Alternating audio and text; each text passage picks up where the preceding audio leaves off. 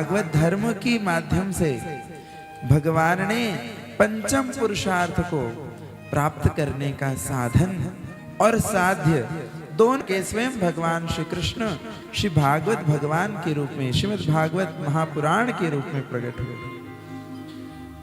श्रीमद् भागवत की कथा साध्य भी है और यही साधन है, भगवत करने का साधन भी है और साध्य भी यही है।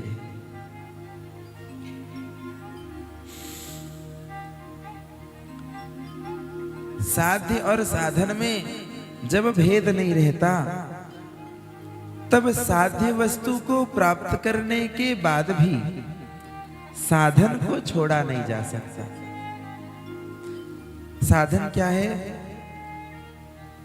जैसे आपको यहां आना था, अपने अपने घरों से कोई पैदल चल करके आया जिसका घर आसपास में होगा, कोई दूसरे मोहल्ले से होगा, तो कोई बाइक से, कोई कार से, कैसे भी अपने अपने साधन से आया। पर जब पंडाल में प्रवेश करने लगे तब उस साधन को छोड़ दिया। वो साधन था, साध्य क्या था? भगवान की कथा में पहुंचना, वो साध्य था।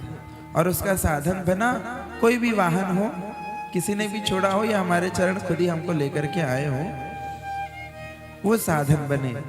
फिर उसको त्याग करके हम साध्य श्रीमद् भागवत की कथा को श्रवण करने के लिए अपने आसन में बैठ गए। परंतु जब साधन और साध्य एक होते हैं, तब साध्य वस्तु के मिल जाने पर भी, उसके प्राप्त हो जाने पर भी साधन वस्तु का त्याग नहीं किया जा सकता। साधन और साध्य एक ही है। यदि साधन के रूप में उसको त्याग देंगे तो साध्य भी अपने आप वो हमसे दूर हो जाएगा। भगवान का नाम, भगवान की कथा, भगवान के रूप लीला गुणों का चिंतन, यह भगवत प्राप्ति का साधन है।